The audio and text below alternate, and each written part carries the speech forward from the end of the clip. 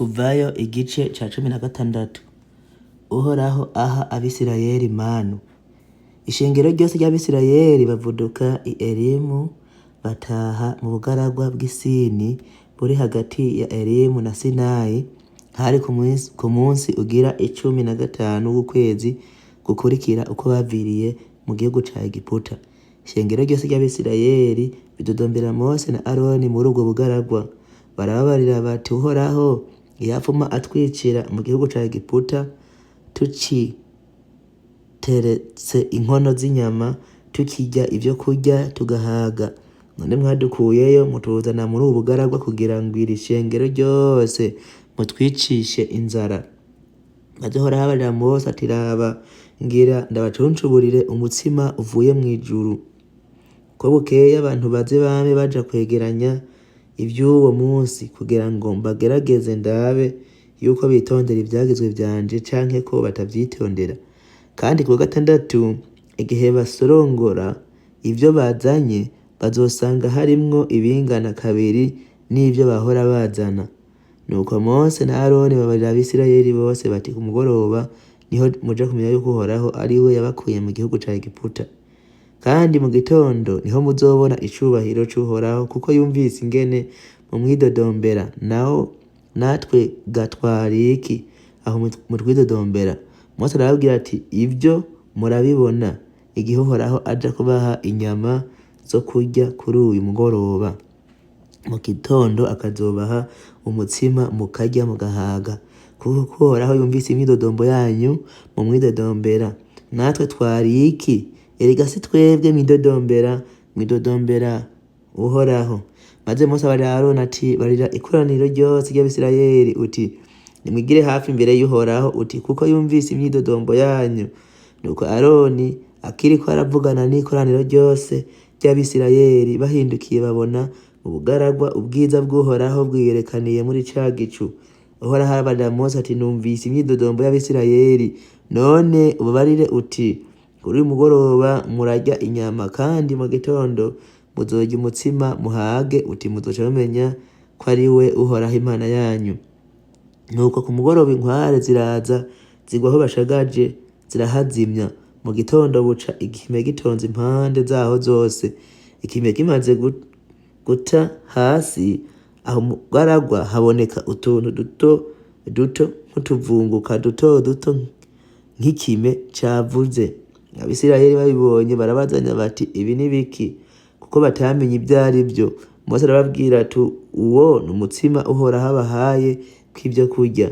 Ibi ni vyo Uhoraho yavuze ati umuntu wese yegeranye ibihwanye n'igisa ciwe, kandi ajanire abo mw'ihema ryiwe ingero yitwa omero imwe ku muntu nk'uko igitigiri c'abantu banyu kingana. Abisirayeli babigenza batyo, baravyegeranya, bamwe begeranya vyinshi abandi bike. Babigeze kuri ya ngero yitwa omero, uwugeranije vyinshi asanga ntaco asaguye, uwegeranije bike asanga ntaco akehaniwe. Umuntu wese asanga yegeranije ibihwanye n'igisa ciwe. Maze Mose arabihaniza ati ntihagire umuntu abiraza.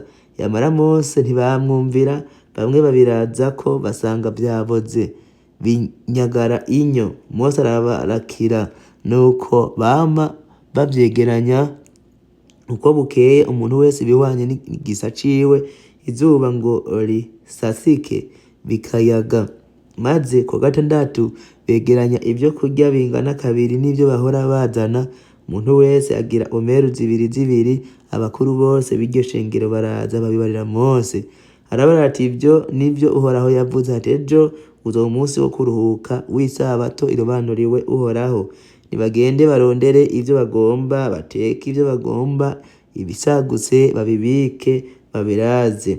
Nuko barabiraza nk'uko Mose yabageze, ntivyabora ntivyagwa urunyo na rumwe. Mose arababwira ati uyu munsi murye ivyo, kuko uyu munsi ari uw'isabato y'Uhoraho. Uyu munsi ntimubibona ku musozi. Mu minsi 6 muzokwama muvyegeranya, ariko ugira indwi ni uw'isabato, kuko kuri uwo ntibizoboneka. Ariko kuri uwo munsi ugira indwi bamwe mu bantu baja kuvyegeranya barabibura. Uhoraho abaza Mose ati muzogeza hehe kwanka kwitondera ivyagezwe vyanje n'amabwirizwa yanje? Raba jewe Uhoraho ko nabahaye isabato, nico catumye mbaha ivyo kurya vy'iminsi 2, kuwa gatandatu umuntu wese naguma ahari, ntihagire umuntu ayegayega ku munsi ugira indwi. Nuko ku w'indwi abantu bararuhuka. Ab'inzu ya Isirayeli bita utwo tuntu manu, twasa n'utubuto tw'agati kitwa Gadi, kandi twera de, twasosa nk'udutsima turimwo ubuki.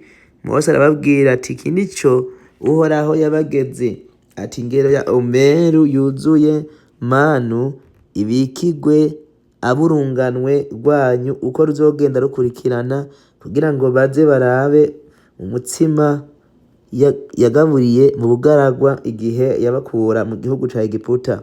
Mose abarira Aroni ati jana urwabya urusukemwo manu yuzuye omeru imwe, urutereke imbere y'Uhoraho, kugira ngo rubikigwe aburunganwe rwanyu uko ruzogenda rukurikirana.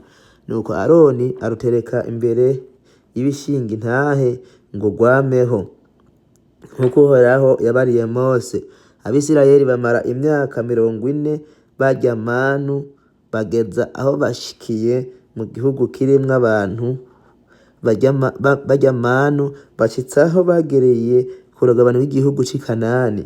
Ingero yitwa efa irimwo izitwa omeru 10.